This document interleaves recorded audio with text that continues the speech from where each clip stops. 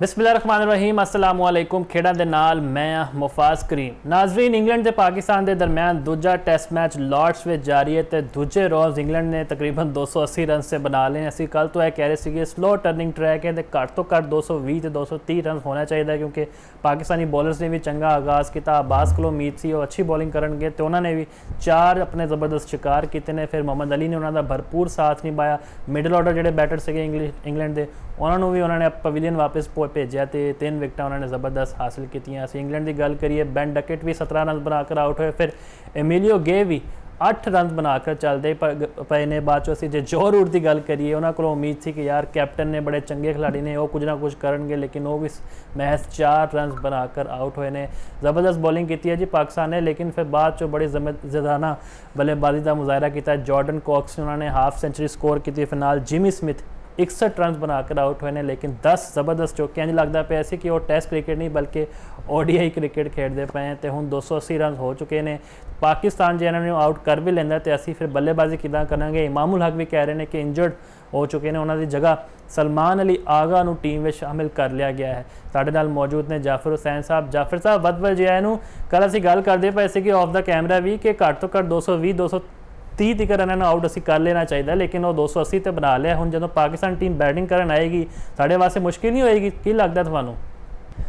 मुफाज साहब तुहाडा बहुत बहुत शुक्रिया जी। बिल्कुल एनजी है बहुत ज्यादा, क्योंकि ਜਿਹੜਾ 220 ਤੇ 230 ਦਾ ਟੋਟਲ ਹੈ ਉਹ ਇੱਕ ਅੱਛਾ ਟੋਟਲ ਸੀ ਇੰਗਲੈਂਡ ਵੱਲੋਂ ਇਸ ਪਿਚ ਤੇ, ਕਿਉਂਕਿ ਤੁਸੀਂ ਵੇਖਿਆ ਕਿ ਜਿਹੜੇ ਇੰਗਲੈਂਡ ਦੇ ਬੱਲੇਬਾਜ਼ ਗੇਂਦਬਾਜ਼ ਨੇ ਉਹਨਾਂ ਦੀ ਜਿਹੜੀ ਗੇਂਦ ਦੀ ਸਪੀਡ ਹੈ ਉਹ ਉਹਨਾਂ ਦੀ ਪਿਚਾਂ ਤੇ ਕਾਫੀ ਜ਼ਿਆਦਾ ਹੋ ਉਹਨਾਂ ਦੇ ਇਸ ਟਾਈਮ ਜਿਹੜਾ ਉਹਨਾਂ ਦਾ ਪੇਸ ਅਟੈਕ ਉਹਦੇ ਵਿੱਚੋਂ ਸਭ ਤੋਂ ਘੱਟ ਰਫ਼ਤਾਰ ਨਾਲ ਗੇਂਦਾਂ ਸੁੱਟਣ ਵਾਲੇ ਖਿਡਾਰੀ ਨੇ जी ਅਟਿੰਗਸਨ ਤੇ ਉਹ ਅਟਿੰਗਸਨ ਹੁਣ ਫਿਲਹਾਲ वो भी 140 138 किलोमीटर पर आवर दी स्पीड तो घट गेंद नहीं सुट रही। ਤੇ ਇਸ ਲਈ ਅਸੀਂ ਇਹ ਗੱਲ ਪਹਿਲੇ ਵੀ ਕਰ ਰਹੇ ਸਾਂ ਕਿ 250 ਤੋਂ ਥੱਲੇ ਉਹਨਾਂ ਨੂੰ ਜੇ ਅਸੀਂ ਇੰਗਲੈਂਡ ਦੀ ਟੀਮ ਨੂੰ ਪਹਿਲੀ ਇਨਿੰਗ ਦੇ ਵਿੱਚ ਪਹਿਲੇ ਬੋਲਿੰਗ ਕਰਦੇ ਆਊਟ ਕਰ ਲੈਣੇ ਆ ਤੇ ਫਿਰ ਪਾਕਿਸਤਾਨ ਦਾ ਮੈਚ ਜਿੱਤਣ ਦੇ ਜਿਹੜੇ ਚਾਂਸਸ ਨੇ ਉਹ 70 ਤੋਂ 80% ਦੇ ਦਰਮਿਆਨ ਚਲੇ ਜਾਣਗੇ।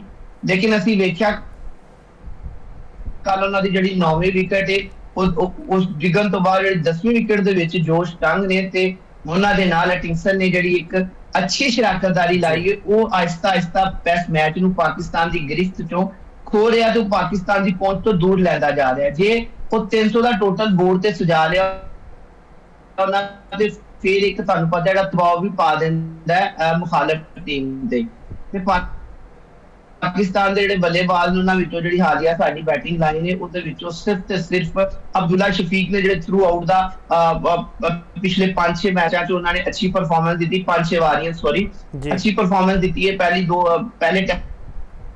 ਦੂਜੀ ਇਨਿੰਗ 'ਚ ਕੋਈ ਖਤਰਨਾਕ ਕਾਰਕਰਦਗੀ ਨਹੀਂ ਦਿਖਾ ਸਕੇ, ਲੇਕਿਨ ਪਹਿਲੀ ਇਨਿੰਗ ਦੇ ਵਿੱਚ ਸਾਰੇ ਬੱਲੇਬਾਜ਼ਾਂ ਤੋਂ ਬਿਹਤਰੀਨ ਉਹਨਾਂ ਨੇ ਜ਼ਿੰਮੇਵਾਰੀ ਵੀ ਵਿਖਾਈ ਸੀ ਤੇ ਸਕੋਰ ਵੀ ਉਹਨਾਂ ਨੇ 60 ਦਾ ਸਕੋਰ ਕੀਤਾ ਸੀ। ਤੇ ਦੂਜਾ ਕੋਈ ਵੀ ਬੱਲੇਬਾਜ਼ ਕੋਈ ਖਾਸ ਕਾਰਕਰਦਗੀ ਨਹੀਂ ਸੀ ਵਿਖਾ ਸਕਿਆ। ਦੂਜੀ ਇਨਿੰਗ ਦੇ ਵਿੱਚ ਮੁਹੰਮਦ ਰਿਜ਼ਵਾਨ ਟਾਪ ਸਕੋਰਰ ਰਹੇ ਸਨ ਤੇ ਉਹ ਵੀ 41।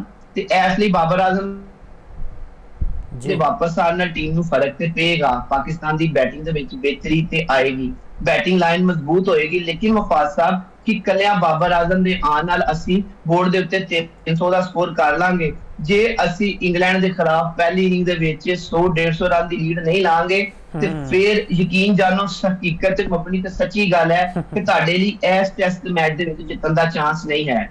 ਤੇ ਜੇ ਖੁਦਾ ਨਾ ਖਾਸਤਾ ਸੀ ਇਹ ਦੂਜਾ ਟੈਸਟ ਮੈਚ ਹਾਰ ਜਾਂਦੇ ਜਾਂ ਡਰਾ ਹੋ ਜਾਂਦਾ ਤੇ ਫਿਰ ਅਸੀਂ ਇਹ ਸੀਰੀਜ਼ ਨਹੀਂ ਜਿੱਤ ਸਕਾਂਗੇ। ਫਿਰ ਜੇ ਮੈਚ ਡਰਾ ਹੁੰਦਾ ਤੇ ਅਗਲਾ ਮੈਚ ਅਸੀਂ ਜਿੱਤਣੇ ਆ ਤੇ ਫਿਰ ਵੀ ਅਸੀਂ ਸੀਰੀਜ਼ ਡਰਾ ਹੀ ਕਰਾਂਗੇ ਜੀ। ਇਸ ਲਈ ਪਾਕਿਸਤਾਨ ਲਈ ਇਸ ਸੀਰੀਜ਼ ਦੇ ਵਿੱਚ ਆਪਣੀਆਂ ਉਮੀਦਾਂ ਬਰਕਰਾਰ ਰੱਖਣ ਲਈ ਜਿਹੜੀ ਫਤਹ ਹੈ ਉਹ ਜ਼ਰੂਰੀ ਹੈ। ਬਿਲਕੁਲ ਜਾਫਰ ਸਾਹਿਬ ਤੁਸੀਂ ਸਹੀ ਆਖਦੇ ਪਏ ਹੋ, 100-150 ਦੀ ਲੀਡ ਤੇ ਇੱਥੇ ਜ਼ਰੂਰੀ ਹੈ ਪਾਕਿਸਤਾਨ ਨੂੰ, ਕਿਉਂਕਿ ਅਸੀਂ ਹਮੇਸ਼ਾ ਚੇਜ਼ਿੰਗ ਵਿੱਚ ਹਦਫ ਦੇ ਤਾਕੋ ਵਿੱਚ ਘਬਰਾਉਂਦੇ ਹਾਂ, ਸਾਡੇ ਬੈਟਰ ਦੇ ਹੱਥ ਪੈਰ ਫੁੱਲ ਜਾਂਦੇ ਆ। ਅਸੀਂ ਜ਼ਰਾ ਬਾਬਰ ਆਜ਼ਮ ਦੇ ਜਿਹੜੇ ਬੋਲਡ ਡਿਸੀਜਨ ਹੈ ਨਾ, ਬੜਾ ਵੱਡਾ ਫੈਸਲਾ ਉਹਦੇ ਬਾਰੇ ਗੱਲ ਕਰਦੇ ਹਾਂ ਕਿ ਕਪਤਾਨ ਨੇ ਕਪਤਾਨ ਨੂੰ ਹੀ ਕੱਢਤਾ। मतलब किसी ने सोचा भी नहीं सीखा कि सलमान अली आगा बाहर बैठ जाएंगे।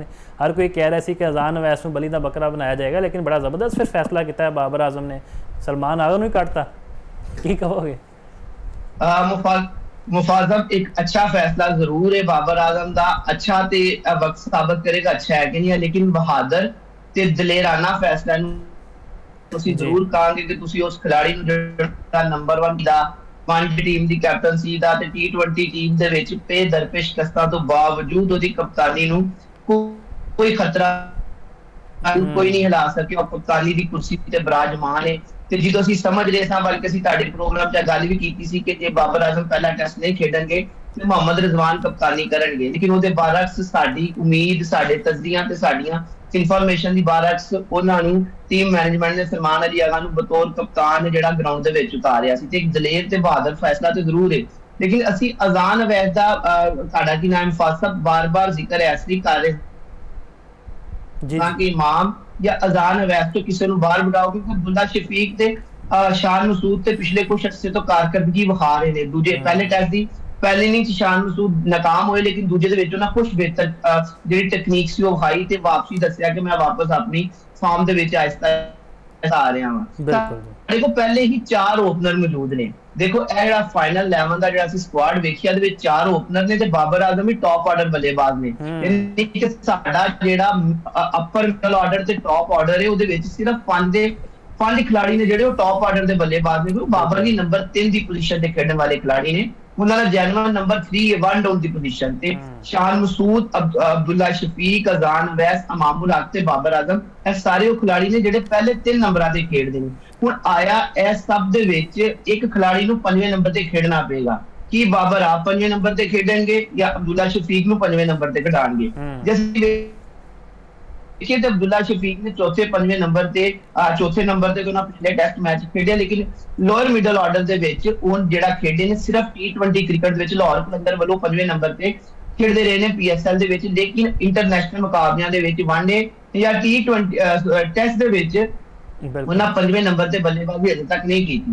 ਤੇ ਜਿੰਨੇ ਵੀ ਖਿਡਾਰੀ ਨੇ, ਜਿਹੜਾ ਵੀ ਖਿਡਾਰੀ 5ਵੇਂ ਨੰਬਰ ਤੇ ਖੇਡੇ रहेगा वो पहली बारी 5वें नंबर ਤੇ ਖੇਡੇਗਾ। ਬਿਲਕੁਲ ਜਾਫਰ ਸਾਹਿਬ, ऐसे बड़ा ऐड करिए कि इंग्लैंड की पूरी टीम 290 रन बनाकर आउट हो गई है। जोश टंग बड़ा ਜ਼ਬਰਦਸਤ ਖੇਡੇ ਨੇ, 30 ਰਨ ਸੇ ਨਾਕਾਬਲੇ ਸ਼ਿਕਸਤ ਰਹੇ ਨੇ ਤੇ ਟੇਲ ਐਂਡਰ ਇੱਕ ਵਾਰੀ ਫਿਰ ਪਾਕਿਸਤਾਨ ਨੂੰ ਮਹਿੰਗੇ ਪੈ ਗਏ ਨੇ ਇੰਗਲੈਂਡ ਦੇ।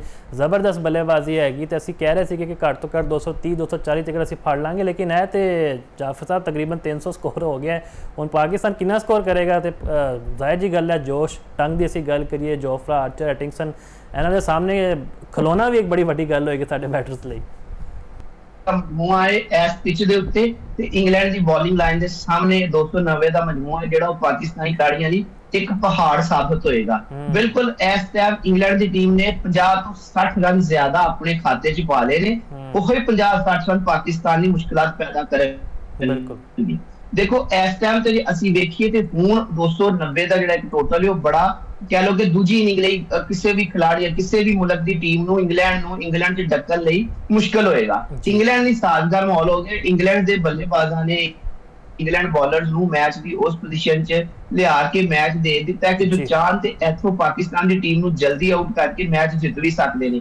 ਲੇਕਿਨ ਫਿਰ ਅਸੀਂ ਪਾਕਿਸਤਾਨੀ ਅਸੀਂ ਉਮੀਦ ਬਰਕਰਾਰ ਰੱਖਾਂਗੇ, ਆਪਣੀ ਟੀਮ ਲਈ ਦੁਆ ਵੀ ਕਰਾਂਗੇ ਤੇ ਜੇ ਮੇਰੇ ਜਿਹੜਾ ਤਜਰਬਾ ਹੈ ਉਹਦੇ ਮੁਤਾਬਕ ਤੇ ਮੇਰੇ ਤਜਜ਼ੀਏ ਦੇ ਮੁਤਾਬਕ ਜੇ ਪਾਕਿਸਤਾਨੀ ਬੱਲੇਬਾਜ਼ 350 ਰਨ ਆਪਣੀ ਪਹਿਲੀ ਇਨਿੰਗਸ ਚ ਕਰ ਲੈਂਦੇ ਨੇ ਤੇ ਮੈਚ ਸਾਡੇ ਲਈ ਓਪਨ ਹੈ, ਬਲਕਿ ਮੈਚ ਦੀ ਸਾਡੀ ਗ੍ਰਿਫਤ ਮਜ਼ਬੂਤ ਹੋ ਜਾਏਗੀ। ਲੇਕਿਨ ਜੇ ਅਸੀਂ 250 ਤੋਂ ਥੱਲੇ ਆਊਟ ਹੋ ਜਾਂਦੀ ਹੈ ਸਾਡੀ ਟੀਮ ਤੇ ਫਿਰ ਤੁਸੀਂ ਸਮਝੋ ਕਿ ਮੈਚ ਪਾਕਿਸਤਾਨ ਲਈ ਖਤਮ ਹੋ ਗਿਆ। ਤੇ ਜੇ 250 ਤੋਂ ਉੱਤੇ ਜਾਂਦੀ ਹੈ, 250 ਤੇ 290 ਦੇ ਦਰਮਿਆਨ ਕਿਤੇ ਆਊਟ ਹੁੰਦੀ ਹੈ ਤੇ ਫਿਰ ਦੋਵਾਂ ਟੀਮਾਂ ਦੇ ਚਾਂਸਸ ਬਰਾਬਰ ਨੇ। ਲੇਕਿਨ ਜੇ ਪਾਕਿਸਤਾਨ ਨੇ 300 350 ਜਾਂ 350 ਦੀ ਛਾਲ ਮਾਰ ਲਈ ਤੇ ਫਿਰ ਤੁਸੀਂ ਸਮਝੋ ਮੈਚ ਅਸੀਂ ਲਾਜ਼ਮੀ ਤੌਰ ਤੇ ਜਿੱਤ ਜਾਵਾਂਗੇ, ਕਿਉਂਕਿ ਪਹਿਲੀ ਇਨਿੰਗ ਦੇ ਵਿੱਚ ਜਿਹੜੇ ਸਾਡੇ ਬੋਲਰਸ ਨੇ ਮੁਹੰਮਦ ਅब्बास ਉਹਨਾਂ ਦੀਆਂ ਸ਼ਾਨਦਾਰ ਬੋਲਿੰਗ ਉਹਨਾਂ ਸ਼ੁਰੂ ਤੇ 3 ਵਿਕਟਾਂ ਕੱਢ ਕੇ ਜਦੋਂ ਪਾਕਿਸਤਾਨ ਦੇ ਬੋਲਰਸ ਨੂੰ ਇੱਕ ਇਹੋ ਜਿਹਾ ਗਰਾਊਂਡ ਫਰਾਹਮ ਕਰਤਾ ਸੀ ਕਿ ਹੁਣ ਉਹਦੇ ਉੱਤੇ ਉਹ ਮਜ਼ੀਦ ਬਿਹਤਰੀਨ ਬੋਲਿੰਗ ਕਰ ਸਕਦੇ। ਫਿਰ ਉਹਨਾਂ ਦਾ ਸਾਥ ਮੁਹੰਮਦ ਅਲੀ ਨੇ ਵੀ अच्छा निभाया ਤੇ ਖੁਰਮ ਸ਼ਹਜ਼ਾਦ ਨੇ ਵੀ ਚਲੋ ਬਹੁਤ ਜ਼ਿਆਦਾ ਸਾਡੇ ਫੀਲਡਰਸ ਵੀ ਇੱਥੇ ਕਸੂਰਵਾਰ ਨੇ, ਮਤਲਬ ਕੈਚਿਸ ਵੀ ਬੜੇ ਡ੍ਰੌਪ ਕੀਤੇ ਨੇ। ਇਮਾਮੁਲ ਹਕ ਨੇ ਕੈਚ ਡ੍ਰੌਪ ਕੀਤਾ ਹੈ, ਸ਼ਾਨ ਮਸੂਦ ਕੋਲੋਂ ਡ੍ਰੌਪ ਹੈ, ਫਿਰ ਰਿਜ਼ਵਾਨ ਨੇ ਵੀ ਇੱਕ ਬੜਾ ਕਹਿੰਦੇ ਨਾ ਆਸਾਨ ਕੈਚ ਸੀਗਾ ਉਹ ਡ੍ਰੌਪ ਕਰਤਾ, ਫਿਰ ਸਕੋਰ ਇੱਥੇ ਤੱਕ ਜ਼ਾਹਿਰ ਜੀ ਗੱਲ ਹੈ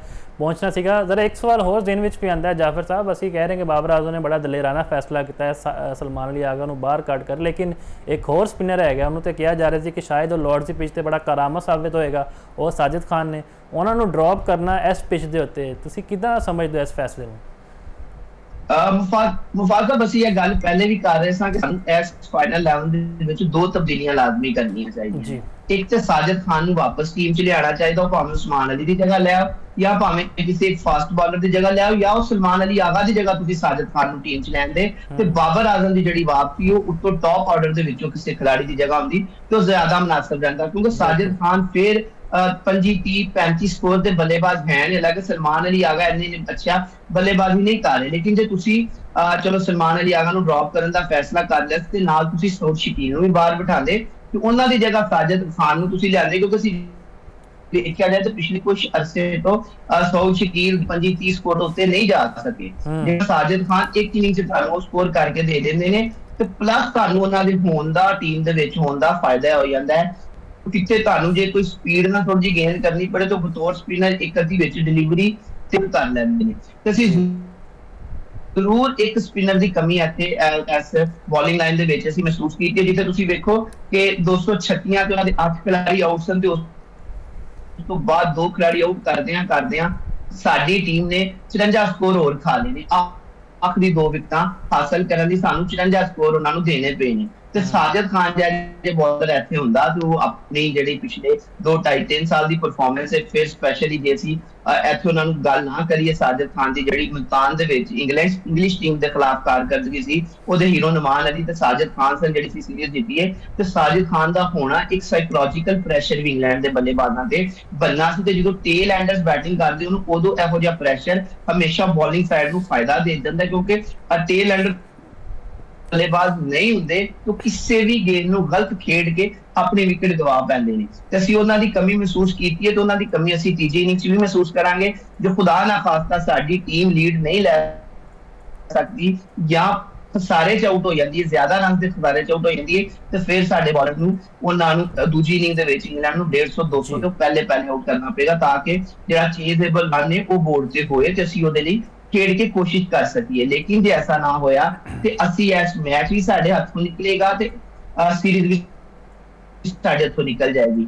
ਤੇ ਮੈਂ ਤੁਹਾਨੂੰ ਪਹਿਲੇ ਵੀ ਕਿਹਾ ਕਿ ਬਾਬਰ ਨੇ ਸਲਮਾਨ ਅਲੀ ਆਗਾ ਨੂੰ ਡ੍ਰੌਪ ਕਰਨ ਦਾ ਫੈਸਲਾ ਦਲੇਰਾਨਾ ਫੈਸਲਾ ਤੇ ਕੀਤਾ ਹੈ, ਲੇਕਿਨ ਕੀ ਇਹ ਫੈਸਲਾ ਫਾਇਦਾਮੰਦ ਵੀ ਹੋਏਗਾ ਜਾਂ ਨਹੀਂ ਹੋਏਗਾ ਕਿਆ ਤੇ ਸਾਨੂੰ 31 ਤਰੀਕ ਨੂੰ ਹੀ ਪਤਾ ਲੱਗੇਗਾ। ਜੇ ਮੈਚ 5ਵੇਂ ਦਿਨ ਤੇ ਗਿਆ ਤੇ ਜੋ ਉਸ ਤੋਂ ਪਹਿਲੇ ਤੀਜੇ ਚੌਥੇ ਦਿਨ ਤੇ ਮੈਚ ਖਤਮ ਹੋ ਗਿਆ। ਬਿਲਕੁਲ ਸਲਮਾਨ ਅਲੀ ਆਗਾ ਦੀ ਕਿਸਮਤ ਬੜੀ ਚੰਗੀ ਹੈ ਜਾਫਰ ਸਾਹਿਬ। ਇਮਾਮੁਲ ਹਕ ਤੇ ਹੁਣ ਇੰਜਰਡ ਹੋ ਗਏ ਨੇ ਤੇ ਸਲਮਾਨ ਅਲੀ ਆਗਾ ਨੂੰ ਪਲੇਇੰਗ 11 ਵਿੱਚ ਪਾ ਲਿਆ। ਤੇ ਜਿੱਦਾਂ ਅਸੀਂ ਇੰਗਲੈਂਡ ਦੀ ਪਲੇਇੰਗ 11 ਦੀ ਗੱਲ ਕਰਦੇ ਪਏ ਸੀਗੇ, ਜਿੱਦਾਂ ਜਾਰਡਨ ਕੌਕਸ ਤੇ ਜਿਮੀ ਸਮਿਥ ਖੇਡਦੇ ਪਏ ਸੀਗੇ, ਉਹਨਾਂ ਨੇ ਹਾਫ ਸੈਂਚੁਰੀ ਸਕੋਰ ਕੀਤੀ। ਸਾਡੇ ਜਿਹੜੇ ਮਿਡਲ ਆਰਡਰ ਬੈਟਰਸ ਨੇ ਉਹਨਾਂ ਉੱਤੇ ਕਿੰਨੀ ਵੱਡੀ ਜ਼ਿੰਮੇਵਾਰੀ ਹੈ ਸੰਭਲ ਕਰ ਖੇਲਣਾ, ਉਹ ਵੀ ਪਿੱਚ ਉੱਤੇ, ਕਿਉਂਕਿ ਅਸੀਂ ਹਮੇਸ਼ਾ ਵੇਖਿਆ ਕਿ ਸਾਡਾ ਮਿਡਲ ਆਰਡਰ ਕੋਲੈਪਸ ਕਰਦਾ ਹੈ ਜਦੋਂ ਵੀ ਵੱਡੀ ਟੀਮ ਸਾਡੇ ਸਾਹਮਣੇ ਆਉਂਦੀ ਹੈ। ਇਹਦੇ ਬਾਰੇ ਕੀ ਕਹੋਗੇ? ਮੁਹੰਮਦ ਰਿਜ਼ਵਾਨ, ਸਲਮਾਨ ਅਲੀ ਆਗਾ, ਸਾਊਥ ਉਸ ਤਰ੍ਹਾਂ ਬੈਟਿੰਗ ਕਰ ਸਕਦੇ हैं?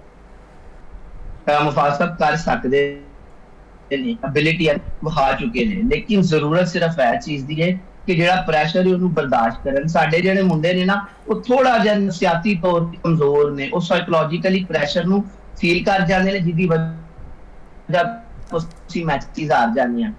ਅਸੀਂ ਇਹਦਾ ਇੱਕ ਬਹੁਤ ਵੱਡੀ ਮਿਸਾਲ ਦੇ ਵਿੱਚ ਅਸੀਂ ਇੱਕ ਸਾਈਕੋਲੋਜਿਸਟ ਦੀ ਖਿਦਮਤ ਹਾਸਲ ਕਰਕੇ ਟੀਮ ਦੇ ਨਾਲ ਫਾਤਿਹਾ ਟੀਮ ਬਣੀ ਤੇ ਅਸੀਂ T20 ਵਰਲਡ ਕੱਪ ਜਿੱਤੇ।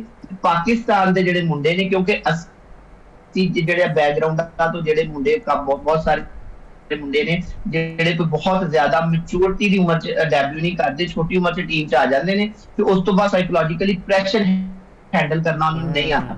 ਉਹ ਫਸਟ ਕਲਾਸ ਦੇ ਮੁਕਾਬਲੇ ਬਹੁਤ ਅੱਛੀ ਪਰਫਾਰਮੈਂਸ ਦੇ ਕੇ ਆਣ, ਉਹ ਨੈਸ਼ਨਲ ਕੱਪ 'ਚ ਅੱਛੀ ਪਰਫਾਰਮੈਂਸ ਦੇ ਕੇ ਆਣ, ਡੋਮੈਸਟਿਕ 'ਚ ਅੱਛਾ ਖੇਡ ਕੇ ਆਉਂਦੇ ਨੇ। ਲੇਕਿਨ ਜਿਹੜਾ ਨੈਸ਼ਨਲ ਕ੍ਰਿਕਟ ਦਾ ਪ੍ਰੈਸ਼ਰ ਹੁੰਦਾ ਨਾ, ਜਿੰਨੀ ਦੇਰ ਤੱਕ ਤੁਸੀਂ ਉਹਨੂੰ ਐਬਜ਼ੌਰਬ ਨਹੀਂ ਕਰੋਗੇ ਨਾ, ਤੁਸੀਂ ਨਹੀਂ ਚੱਲ ਸਕਦੇ। ਸਾਊਦ ਸ਼ਕੀਲ ਨੂੰ ਤੁਸੀਂ ਵੇਖਿਆ ਹੋਏ ਤੇ ਜਦੋਂ PSL ਦੇ ਵਿੱਚ ਕਪਤਾਨ ਸਨ ਆਪਣੀ ਟੀਮ ਕੋਇਟਾ ਗਲੈਡੀਏਟਰ ਤੇ ਇਹਨਾਂ ਬਤੌਰ ਓਪਨਰ ਬਹੁਤ ਅੱਛੀ ਪਰਫਾਰਮੈਂਸ ਦਿੱਤੀ ਤੇ ਇਹਨਾਂ ਨੂੰ ਉਸੇ ਦੇ ਤਰੀਕੇ ਬਤੌਰ ਓਪਨਰ ਇਹਨਾਂ ਦੀ PSL 'ਚ ਅੱਛੀ ਪਰਫਾਰਮੈਂਸ ਰਹੀ ਹੈ। ਅਸੀਂ ਟਰਾਈ ਸੀਰੀਜ਼ ਦੇ ਵਿੱਚ ਇਹਨਾਂ ਨੂੰ ਬਤੌਰ ਓਪਨਰ ਵੀ ਟਰਾਈ ਕੀਤਾ, ਲੇਕਿਨ ਉੱਥੇ ਆ ਫਲॉप ਹੋ ਗਏ। ਵਜ੍ਹਾ ਕੀ ਸੀ? ਕਿਉਂਕਿ ਡੋਮੈਸਟਿਕ ਤੇ ਲੀਗ ਕ੍ਰਿਕਟ ਤੇ ਇੰਟਰਨੈਸ਼ਨਲ ਕ੍ਰਿਕਟ ਦੇ ਵਿੱਚ ਬਹੁਤ ਫਰਕ ਹੈ, ਕਿਉਂਕਿ ਉਹਦੇ ਉੱਤੇ ਬੰਦੇ ਨੂੰ ਲੀਗ ਕ੍ਰਿਕਟ ਤੇ ਇੰਟਰਨੈਸ਼ਨਲ ਕ੍ਰਿਕਟ ਵਿੱਚ ਬਹੁਤ ਫਰਕ ਹੈ। ਤੇ ਮੈਨੂੰ ਉਹ ਗੱਲ ਯਾਦ ਆ ਗਈ ਲੀਗ ਕ੍ਰਿਕਟ ਦਾ ਨਾਮ ਸੁਣकर। ਕੱਲ ਸਾਇਮ ਅਯੂਬ ਨੇ ਜੀ ਬੜੀ ਜ਼ਬਰਦਸਤ ਸੈਂਚੁਰੀ ਸਕੋਰ ਕੀਤੀ ਹੈ ਕੈਰੀਬੀਅਨ ਪ੍ਰੀਮੀਅਰ ਲੀਗ ਵਿੱਚ, 8 ਜ਼ਬਰਦਸਤ ਛੱਕੇ ਤੇ 9 ਲੁੱਕ ਸ਼ਾਟਾਂ ਜਿਹੜੀਆਂ ਅਸੀਂ ਕਹਿੰਦੇ ਸਨ ਕਿ ਇਹ ਇੰਟੈਂਟ ਦੀ ਕਮੀ ਮਹਿਸੂਸ ਹੋ ਰਹੀ ਹੈ, ਲੇਕਿਨ ਅਸੀਂ ਜਦੋਂ ਵੀ ਵੇਖਿਆ ਲੀਗ ਵਿੱਚ ਉਹ ਚੱਲ ਜਾਂਦੇ, ਇੰਟਰਨੈਸ਼ਨਲ ਕ੍ਰਿਕਟ ਵਿੱਚ ਆ ਕੇ ਘਬਰਾ ਜਾਂਦੇ। PSL ਦੀ ਮਿਸਾਲ ਵੀ ਮੌਜੂਦ ਹੈ, 12.5 ਕਰੋੜ ਰੁਪਏ ਵਿੱਚ ਉਹਨਾਂ ਦਾ ਕੰਟਰੈਕਟ ਸੀਗਾ, ਲੇਕਿਨ ਸਿਰਫ ਇੱਕ ਮੈਚ ਵਿੱਚ ਉਹਨਾਂ ਦੀ ਹਾਫ ਸੈਂਚੁਰੀ ਹੈ। ਤੇ 2-3 ਸਾਲ ਤੋਂ ਜਿੱਦਾਂ ਉਹ ਸਟਰਗਲ ਕਰਦੇ ਪਏ ਨੇ ਇੰਟਰਨੈਸ਼ਨਲ ਕ੍ਰਿਕਟ ਵਿੱਚ ਵੀ। ਏਸ਼ੀਆ ਕੱਪ ਦੀ ਮਿਸਾਲ ਮੌਜੂਦ ਹੈ, T20 ਵਰਲਡ ਕੱਪ ਦੀ ਗੱਲ ਕਰੀਏ ਤੇ ਜਾਫਰ ਸਾਹਿਬ ਕੀ ਹੋ ਜਾਂਦਾ ਇੰਟਰਨੈਸ਼ਨਲ ਕ੍ਰਿਕਟ ਵਿੱਚ ਆ ਕੇ ਇਹਨਾਂ ਨੂੰ? ਸਾਨੂੰ ਸਾਰਾ ਸਾਲ ਇੰਝ ਲੱਗਦਾ ਹੈ ਕਿ ਯਾਰ ਬਸ ਹੁਣ ਆਉਣਗੇ ਇੰਟਰਨੈਸ਼ਨਲ ਕ੍ਰਿਕਟ ਵਿੱਚ ਤੇ ਮੈਚ ਦਾ ਰੁਖ ਹੀ ਬਦਲ ਦੇਣਗੇ। ਮੁਫਾਜ਼ ਸਾਹਿਬ ਸਾਇਮ ਅਯੂਬ ਨੇ ਨਾ ਜਿਹੜੇ ਉਹਨਾਂ ਦੀ ਕੈਰੀਬੀਅਨ ਲੀਗ ਦੇ ਵਿੱਚ ਜਿਹੜੀ ਪਰਫਾਰਮੈਂਸ ਉਹਦੇ ਵਿੱਚ ਮੈਂ ਸਿਰਫ ਇੰਨਾ ਹੀ ਕਹਾਂਗਾ ਕਿ ਜੰਗਲ ਮੇਂ ਮੋਰ ਨਾਚਾ ਕਿਸਨੇ ਦੇਖਾ। ਤੇ ਉਹ ਕੈਰੀਬੀਅਨ ਲੀਗ ਸਾਡੇ ਲਈ ਉਹ ਜੰਗਲ ਹੀ ਜਿੱਥੇ ਨਾ ਅਸੀਂ ਤਾਂ ਚਲੋ ਬਤੌਰ ਆਪਣੇ ਸ਼ੋਬੇ ਦੀ ਵਜ੍ਹਾ ਤੋਂ, ਆਪਣੇ ਕਰੇਜ਼ ਦੀ ਵਜ੍ਹਾ ਤੋਂ, ਆਪਣੇ ਪ੍ਰੋਫੈਸ਼ਨ ਦੀ ਵਜ੍ਹਾ ਤੋਂ ਕ੍ਰਿਕਟ ਕਿਤੇ ਵੀ ਹੋ ਰਹੀ ਹੋਏ, ਸਪੋਰਟਸ ਕਿਤੇ ਵੀ ਉਹਨਾਂ ਨੂੰ ਵੇਖਦੇ ਆ, ਲੇਕਿਨ ਪਾਕਿਸਤਾਨੀ ਜਿਹੜੇ ਮੈਦਾਨ ਨੇ ਜਾਂ ਪਾਕਿਸਤਾਨ ਕ੍ਰਿਕਟ ਦੇ ਜਿਹੜੇ ਸ਼ਾਇਕੀਨ ਨੇ ਉਹ ਕੈਰੀਬੀਅਨ ਲੀਗ ਨੂੰ ਕੋਈ ਬਹੁਤ ਜ਼ਿਆਦਾ ਨਾ ਤੇ ਫਾਲੋ ਕਰਦੇ ਨਾ ਵੇਖਦੇ ਨੇ। ਉਹ ਵੇਖਦੇ ਨੇ ਜਾਂ ਤੇ ਖਿਡਾਰੀ ਇੰਟਰਨੈਸ਼ਨਲ ਕ੍ਰਿਕਟ ਦੇ ਵਿੱਚ ਜਾਂ PSL ਦੇ ਵਿੱਚ। ਤੇ PSL ਦੇ ਵਿੱਚ ਸਾਇਮ ਅਯੂਬ ਦੀ ਜਿਹੜੀ ਕਾਰਕਰਦਗੀ ਸੀ ਉਹ ਸਾਡੇ ਸਾਹਮਣੇ ਵੇ। ਉਹ ਕੀ ਸੀ, ਉਹਨਾਂ ਬੁਰੀ ਤਰ੍ਹਾਂ ਮਾਯੂਸ ਕੀਤਾ ਹੈ। ਉਹਨਾਂ ਨੇ ਨਾ ਸਿਰਫ ਸ਼ਾਇਕੀਨ ਨੂੰ ਮਾਯੂਸ ਕੀਤਾ ਬਲਕਿ ਆਪਣੇ ਜਿਹੜੇ ਉਹਨਾਂ ਦੀ ਫਰੈਂਚਾਈਜ਼ ਨੇ ਜਿਨ੍ਹਾਂ ਨੇ ਉਹਨਾਂ ਨੂੰ ਬਹੁਤ ਮਹਿੰਗੇ ਦਾਮਾਂ 'ਚ ਖਰੀਦਿਆ ਸੀ ਉਹਨਾਂ ਨੇ ਨੂੰ ਵੀ ਮਾਯੂਸ ਕੀਤਾ। ਕੀ ਵਜ੍ਹਾ ਸਮਝਦੇ ਹੋ ਤੁਸੀਂ? ਮੈਂ ਤਾਂ ਪਹਿਲੇ ਇਹ ਕਹਿਣਾ ਵਾ ਕਿ NCC ਕੈਂਪ ਜਾਂ ਕੋਈ ਕੰਮ ਨਹੀਂ ਹੋ ਰਿਹਾ ਉਹਨਾਂ ਉੱਤੇ, ਕੋਈ ਟੈਕਨੀਕ ਵਾਈਜ਼ ਅਸੀਂ ਵੇਖ ਰਹੇ ਬੜੇ ਸਾਲਾਂ ਤੋਂ ਸਟਰਗਲ ਕਰਦੇ ਹੋ। ਮੈਂ ਤੇ ਸਾਡੇ ਕੋਚਿਸ ਦੀ ਜ਼ਿੰਮੇਵਾਰੀ ਹੈ ਨਾ, ਇੱਕ ਸਾਡੇ ਕੋਲ ਟੈਲੈਂਟਡ ਸਟਾਈਲਿਸ਼ ਖਿਡਾਰੀ ਹੈ, ਉਹਦੇ ਟੈਕਨੀਕ ਉੱਤੇ ਕੰਮ ਕਰਨ, ਲੇਕਿਨ ਮੈਨੂੰ ਲੱਗਦਾ ਉਹ ਵੀ ਜ਼ਿਆਦਾ ਕੋਈ ਇਹਦੇ ਵਿੱਚ ਇੰਟਰਸਟ ਨਹੀਂ ਦਿੰਦੇ ਆ। ਲੱਗਿਆ ਹੈ ਤਾਂ ਲੱਗਿਆ ਰਹਿਣ ਤੁਹਾਨੂੰ ਆਊਟ ਹੁੰਦਾ ਹੈ, ਸਾਨੂੰ ਕੀ ਹੈ? ਮੁਫਾਜ਼ ਸਾਹਿਬ ਬਿਲਕੁਲ ਇੰਜੀ ਕਿ ਜਿੰਨੀ ਦੇਰ ਤੱਕ ਹਰ ਸਤਹ ਦੇ ਉੱਤੇ ਹਰ ਬੰਦਾ ਆਪਣੀ ਜ਼ਿੰਮੇਦਾਰੀ ਨਹੀਂ ਸਮਝੇਗਾ ਤੇ ਕ੍ਰਿਕਟ ਦੇ ਨਾਲ ਭਾਵੇਂ ਨੌਕਰੀ ਤੁਹਾਡੀ ਕ੍ਰਿਕਟ ਬੋਰਡ 'ਚ ਜਾਂ ਕ੍ਰਿਕਟ ਟੀਮ ਦੇ ਵਿੱਚ ਤੁਸੀਂ ਪਾਕਿਸਤਾਨ ਦੀ ਨੌਕਰੀ ਕਰ ਰਹੇ ਹੋ, ਤੁਹਾਡਾ ਕੌਮੀ ਫਰੀਜ਼ਾ ਹੈ, ਕਿਉਂਕਿ ਤੁਸੀਂ ਸਿਰਫ 10-11 ਮੁੰਡਿਆਂ ਦੀ ਟੀਮ ਦੇ ਨਾਲ ਮੁਨਸਲਿਕ ਨਹੀਂ, ਨਾ ਸਿਲੈਕਟਰਸ, ਨਾ ਕੋਚ, ਨਾ ਅਕੈਡਮੀ, ਨਾ ਬੋਰਡ, ਸਿਰਫ 10-12 ਮੁੰਡਿਆਂ ਦੀ ਟੀਮ ਨਾਲ ਮੁਨਸਲਿਕ ਨਹੀਂ ਬਲਕਿ 25 ਕਰੋੜ ਪਾਕਿਸਤਾਨੀਆਂ ਦੇ ਇਮੋਸ਼ਨਸ ਨਾਲ ਮੁਨਸਲਿਕ ਟੀਮ ਦੇ ਨਾਲ ਤੁਸੀਂ ਜਾਂਦੇ ਹੋ। ਸਾਡੀਆਂ ਇਮੋਸ਼ਨਸ ਇਹਨਾਂ ਨਾਲ ਗਰਾਊਂਡ 'ਤੇ ਉਤਰਦੇ ਨੇ। ਜਦੋਂ ਮੁੰਡੇ ਗਰਾਊਂਡ 'ਤੇ ਉਤਰਦੇ ਨੇ ਸਿਰਫ 11 ਮੁੰਡੇ ਨਹੀਂ ਹੁੰਦੇ, ਇਹਨਾਂ ਨਾਲ 25 ਕਰੋੜ ਆਵਾਮ ਦੀਆਂ ਉਮੀਦਾਂ, ਦੁਆਵਾਂ ਤੇ ਜਜ਼ਬਾਤ ਵੀ ਉਤਰਦੇ ਨੇ। ਤੇ ਦੇਖੋ ਮੈਂ ਹਮੇਸ਼ਾ ਗੱਲ ਪਹਿਲੇ ਵੀ ਕਹਿਣਾ ਵਾ ਕਿ ਜਿਹੜਾ ਕੋਚ ਨੇ ਨਾ, ਜਿਹੜੇ ਕੋਚ ਨੇ ਉਹ ਸਿਰਫ ਮੁੰਡਿਆਂ ਨੂੰ ਦੱਸ ਸਕਦੇ ਨੇ ਕਿ ਤੁਸੀਂ ਕਰਨਾ ਕੀ ਹੈ, ਗਰਾਊਂਡ ਦੇ ਵਿੱਚ ਜਾ ਕੇ ਪਰਫਾਰਮ ਮੁੰਡਿਆਂ ਨੇ ਆਪ ਕਰਨਾ ਹੈ। ਤੇ ਸਾਇਮ ਅਯੂਬ ਕੋਲ ਜਿੰਨਾ ਐਕਸਪੀਰੀਅੰਸ ਲੀਗ ਖੇਡ ਕੇ ਨੈਸ਼ਨਲ ਲੀਗ ਨਾਲ ਖੇਡੀਆਂ ਨੇ, ਦੂਜੇ ਮੁਲਕਾਂ 'ਚ ਜਾ ਕੇ ਖੇਡੀਆਂ ਨੇ, ਫਿਰ PSL ਤੋਂ ਇੱਕ ਅਰਸੇ ਤੋਂ PSL ਖੇਡਦੇ ਨੇ। ਪਿਸ਼ਾਵਰ ਜ਼ਲਮੀ ਦਾ ਬੜਾ ਅੱਛਾ ਹਿੱਸਾ ਰਹੇ, 2-3 ਐਡੀਸ਼ਨ ਪਹਿਲੇ ਪਿਸ਼ਾਵਰ ਜ਼ਲਮੀ ਵੱਲੋਂ ਜਦੋਂ ਇਹਨਾਂ ਨੇ ਆਪਣਾ ਡੈਬਿਊ ਕੀਤਾ ਤੇ ਬਾਬਰ ਆਜ਼ਮ ਨਾਲ ਇਹਨਾਂ ਦੀ ਬੜੀ ਅੱਛੀ ਪਰਫਾਰਮੈਂਸ ਰਹੀ, ਜਿਹਦੀ ਬੇਸ ਦੇ ਉੱਤੇ ਇਹਨਾਂ ਨੂੰ ਟੀਮ 'ਚ ਵੀ ਲਿਆਇਆ ਗਿਆ, ਕੌਮੀ ਟੀਮ 'ਚ ਵੀ ਆਏ। ਤੇ ਜਦੋਂ ਤੁਸੀਂ ਕੌਮੀ ਟੀਮ 'ਚ ਆ ਜਾਂਦੇ ਹੋ, ਇੰਟਰਨੈਸ਼ਨਲ ਡੈਬਿਊ ਕਰ ਲੈਂਦੇ ਹੋ, ਫਿਰ ਜੇ ਸਾਇਮ ਅਯੂਬ ਜ਼ਖਮੀ ਨਾ ਹੁੰਦੇ ਤੇ ਸਾਇਮ ਅਯੂਬ 1 ਸਾਲ ਪਹਿਲੇ ਤੱਕ, ਫਿਰ ਜਦੋਂ ਜ਼ਖਮੀ ਹੋਏ, ਫਿਰ ਉਸ ਤੋਂ ਬਾਅਦ ਉਹਨਾਂ ਦਾ ਜੋ ਟਫਨਾ ਇੰਜਰਡ ਹੋਇਆ ਟੈਸਟ ਮੈਚ ਦੇ ਦੌਰਾਨ, ਉਸ ਤੋਂ ਬਾਅਦ ਫਿਰ ਉਹਨਾਂ ਦੀ ਜਿਹੜੀ ਫਾਰਮ ਹੈ ਉਹ ਵੀ ਚਲੀ ਗਈ ਤੇ ਉਹ ਜ਼ਖਮੀ ਨਾ ਹੋਣ ਤੱਕ ਟੀਮ ਦੇ ਰੈਗੂਲਰ ਓਪਨਰ ਸਨ। ਤੇ ਜੋ ਤੁਹਾਨੂੰ ਪਤਾ ਹੋਏ ਤੇ ICC ਵੀ ਉਹਨਾਂ ਨੂੰ ਬੜਾ ਪਸੰਦ ਕਰਦਾ ਸੀ ਤੇ ਬਗੈਰ ਕਿਸੇ ਪਰਫਾਰਮੈਂਸ ਤੋਂ ਇੱਕ ਅਰਸੇ ਤੱਕ ਉਹ ICC ਦੇ T20 ਦੇ ਵਿੱਚ ਨੰਬਰ 1 ਆਲਰਾਊਂਡਰ ਵੀ ਰਹੇ ਨੇ। ਤੇ ਇਸ ਲਈ ਮੇਰੇ ਖਿਆਲ ਦੇ ਵਿੱਚ ਇਸ ਲੈਵਲ ਦੇ ਉੱਤੇ ਆ ਕੇ ਜਿੱਥੇ ਤੁਸੀਂ ਰੈਂਕਿੰਗ ਦੇ ਵਿੱਚ ਪਹਿਲੇ ਨੰਬਰ ਤੇ ਵੀ ਆ ਜਾਓ, ਤੁਸੀਂ ਕਾਫੀ ਜ਼ਿਆਦਾ ਲੀਗਾਂ ਵੀ ਖੇਡੋ, ਫਿਰ ਤੁਸੀਂ ਆਪਣੇ ਮੁਲਕ ਦੀ ਲੀਗ ਦੇ ਜਿਹੜੇ ਸਭ ਤੋਂ ਮਹਿੰਗਾ ਖਿਡਾਰੀ ਵੀ ਬਣ ਜਾਓ, ਤੇ ਉਸ ਤੋਂ ਬਾਅਦ ਫਿਰ ਜੇ ਤੁਸੀਂ ਉਸ ਤੋਂ ਬਾਅਦ ਵੀ ਤੁਹਾਨੂੰ ਜੇ ਕਿਸੇ ਨੇ ਤੁਹਾਡੀ ਟੈਕਨੀਕ ਹੀ ਬਿਹਤਰ ਬਣਾਉਣੀ ਹੈ, ਕੋਚਾਂ ਦੀ ਹੀ ਜ਼ਿੰਮੇਵਾਰੀ ਹੈ ਕਿ ਤੁਸੀਂ ਅੱਛੀ ਪਰਫਾਰਮੈਂਸ ਕਰੋ, ਤਾਂ ਫਿਰ ਮੇਰੇ ਖਿਆਲ 'ਚ ਤੁਹਾਨੂੰ ਇੰਟਰਨੈਸ਼ਨਲ ਕ੍ਰਿਕਟ ਛੱਡ ਕੇ ਕੋਈ ਡੋਮੈਸਟਿਕ ਕ੍ਰਿਕਟ ਖੇਡਣੀ ਚਾਹੀਦੀ, ਜਿਹਦੇ ਉੱਤੇ ਤੁਸੀਂ ਆਪਣੀ ਨਾਕਾਮੀਆਂ ਦਾ ਜਿਹੜਾ ਮਲਬਾ ਹੈ ਉਹ ਕੋਚਾਂ ਤੇ ਆਪਣੀ ਬਿਲਕੁਲ ਜੀ, ਬੜੀ ਜ਼ਬਰਦਸਤ ਗੱਲ ਸਾਇਮ ਅਯੂਬ ਮੇਰੇ ਖਿਆਲ ਦੇ ਵਿੱਚ ਸਾਇਮ ਅਯੂਬ ਕੋਲੋਂ ਸਾਨੂੰ ਵੀ ਉਮੀਦ ਹੈ ਕਿ ਇਨਸ਼ਾਅੱਲਾ ਉਹ ਬਿਹਤਰ ਪਰਫਾਰਮ ਕਰਨਗੇ, ਲੇਕਿਨ ਟੈਕਨੀਕ ਨੂੰ ਬਿਹਤਰ ਕਰਨਾ ਵੀ ਇੱਥੇ ਬਹੁਤ ਜ਼ਿਆਦਾ ਜ਼ਰੂਰੀ ਹੈ ਤੇ ਕੋਚਿਸ ਆਪਣਾ ਅਹਿਮ ਕਿਰਦਾਰ ਅਦਾ ਕਰ ਸਕਦੇ हैं।